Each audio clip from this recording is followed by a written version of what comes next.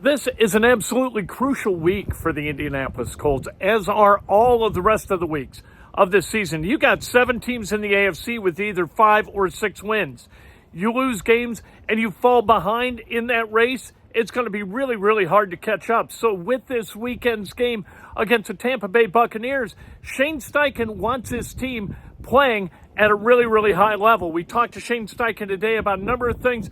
Josh Downs, Jelani Woods, an update, not such a good update about Jelani Woods. Here's Shane Steichen.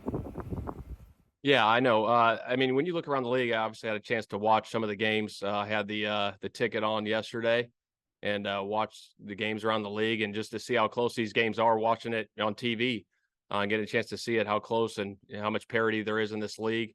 Obviously, the AFC there's a lot of teams right there in the middle. There's a few that got a couple more wins than others, but there's a lot of parity. And to be in the race with 7 games left is huge for our football team.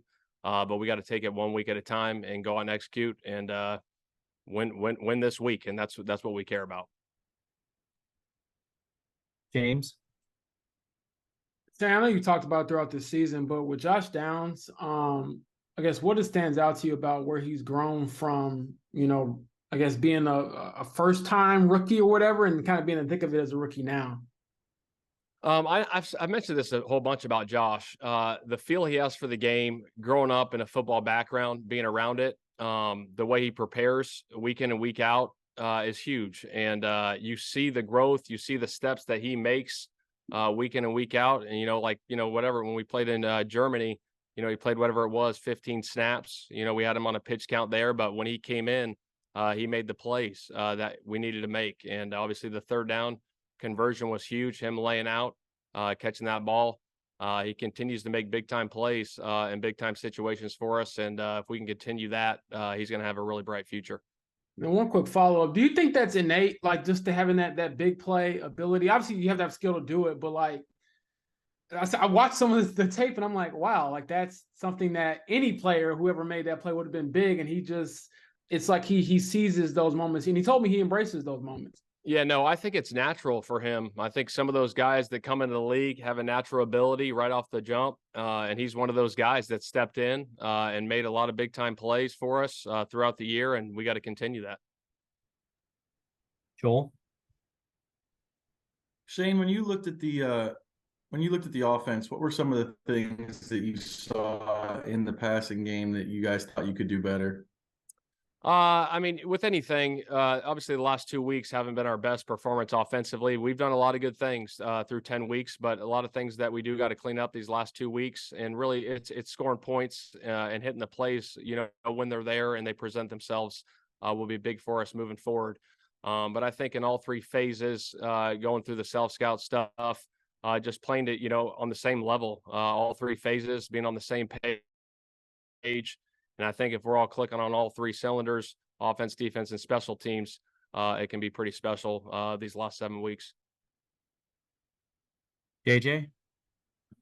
Shane, what's your message to the team this week, knowing that now kind of in the AFC playoff race, the magnitude of these games is pretty high, but you don't also want to look ahead and maybe look at the standings of that stuff?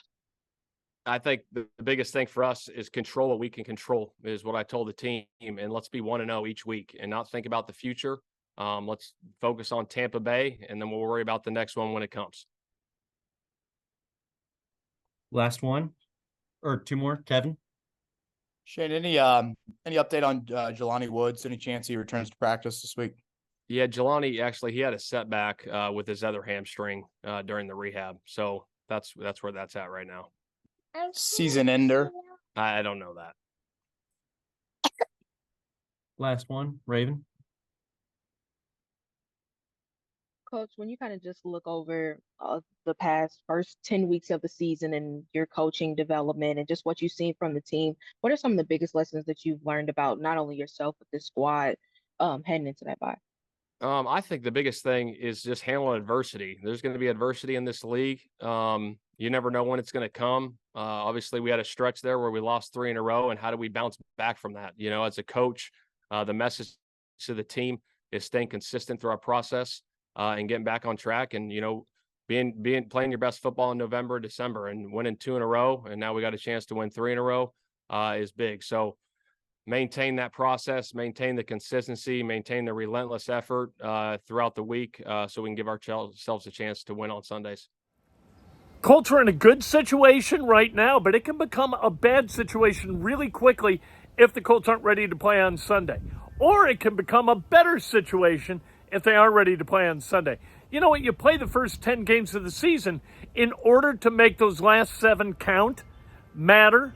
And you know what? They do right now for the Colts, and that's a good thing. A win this weekend, and all of a sudden, meaningful football in December. And if I told you that when Anthony Richardson got hurt and had his shoulder surgery, wouldn't you have settled for meaningful football in the month of December? Once you get to December, then it's about meaningful football in the month of January, right? We just keep kicking a can down the road and hoping for the best.